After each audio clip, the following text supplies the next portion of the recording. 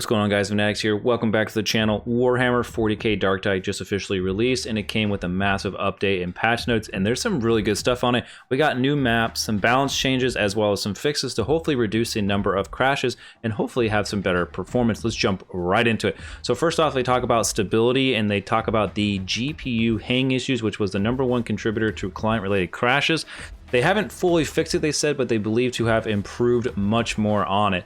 When it comes to matchmaking network disconnects, they believe to have had that much better narrowed down to an error code 2007, still actively hunting it down for more issues that cause it, but they are looking to improve that area.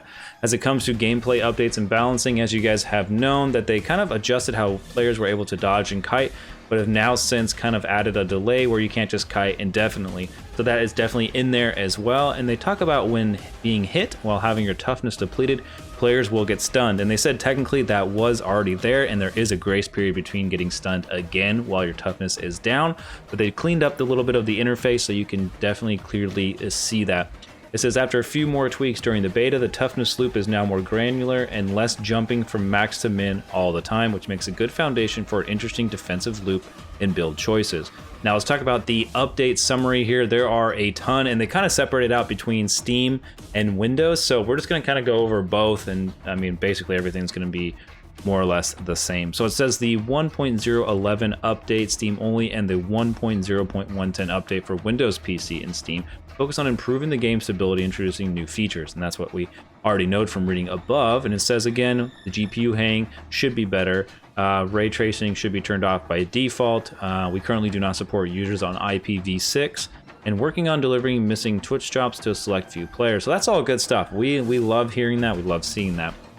Now, we got some of the new features, new maps coming in here just now. The new zone, Have Zone HL 1924, or Throneside as they call it. The enemy has entered Throneside. This is unexpected. The warband didn't know how they got there this far. They must be driven out before they can gain a proper foothold.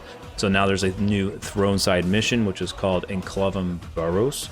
Enemy forces have made sudden and unexpected advances into Throneside that must be driven out of the zone. However, it seems they have overextended their assault and have not yet had time to properly consolidate their position. It is priority to cut off their supply lines and access routes before they are fully established. Any enemy forces remaining in Throneside can then be isolated and eliminated without the risk that they will be reinforced and supported. Then it says 2 more missions in the Frightport HL 32-2 Hourglass. It says Refinery Delta 17. Turns out that one of the Hourglass fuel refineries is being used to culture a pathogen. Get access to said refinery via flow control, then build overpressure in the gestation chambers to destroy it. The bad news is that it's all enemy territory, so it might get sticky.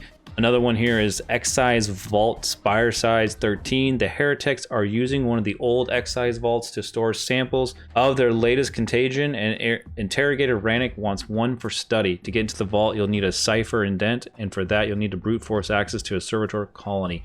You can use the old pneumatic conveyor to get the samples out, then you can find your own exit.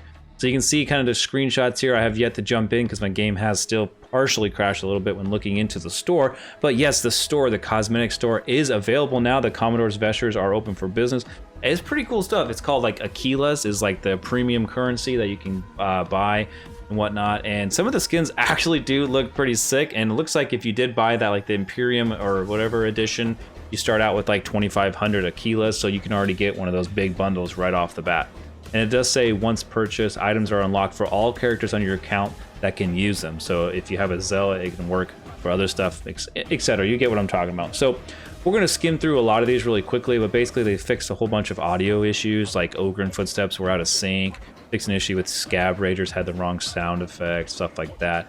It says here, cosmetic-wise, fish an issue with some armory exchange headpieces.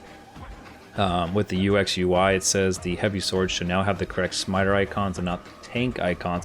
So just like minor changes here that you guys will see. I mean, the game has definitely changed just overnight. I mean, literally overnight, because of the 1-day period where we weren't playing. So they definitely updated some stuff. You can see like the damage modifiers for weapons now have percentages, and it just looks cleaner overall. I think the UI kind of, well, maybe not necessarily cleaner, but there's more numbers and percentages. Again, it's just still slightly more gibberish if you think about it, but there's some things there, so they're probably getting better at that as well. Now here's a long, and I mean a really long list of fixes and tweaks, and I'm just going to go ahead and put the link to the actual patch notes there so you can go through and find them. But basically, some of the penances now are being fixed and being tracked better. And I can attest to that because when I got in, I got other penances that I didn't, that I didn't have unlocked before, but now were unlocked, which makes sense because I felt like I did them, but it just wasn't working. So that's really nice. But the nice thing here, guys, is if you're a zealot preacher, they fixed the issue with the first feat, where it was like enemies within, enemies without. That now should work correctly. Again, haven't had the opportunity to check it yet, but that should work now. Weapons and balances. It doesn't look like they've added any new weapons. At least they didn't list that they added any more. However, there is some more changes now. It says adjustments made to slowdowns and stuns on hit. Slightly increases stun durations for light hits, set all dodge count, reset timers to 0.85 seconds for all weapons and classes, down from 1 second on many but not all weapons. So now it says fix an issue where sometimes the mid-level elevator would not show up on Refinery Delta. So again, just more issues of zones and missions, and then stability and performance. Says a lot of issues actually, funny enough, with crashing. So fix a crash that would occur on a second heavy charge of the Aurochs Battle Mall. Fix a crash that would occur on the credit screen. Fix a crash on selecting a tattoo for Ogren. Just that's funny. That's even a crash.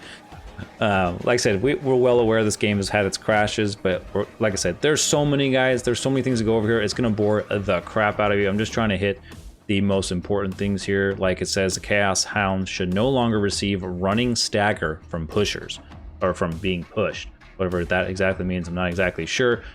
Here it is right here, guys. It says zealots, enemies within, enemies without talent should now function as expected. That's that first feat tree, talent tree. You can pick that one. It's the third one on the list. The bolt gun should now stop firing when the player hits reload. Psychers can now cancel dueling sword attacks into brain burst, and after brain bursting, the Psyker will not automatically pull out his melee weapon again. So nice little fixes there. Like I said, there's a ton there. Go out there, guys, you fellow rejects. Enjoy the new maps, enjoy the new content. Let me know. We got some Heresy gameplay here on the channel. We're trying to do some Damnation. It's getting freaking tough. We got to get to level 30 here tonight. Catch us on the live stream, and we'll see you in the next one. Peace.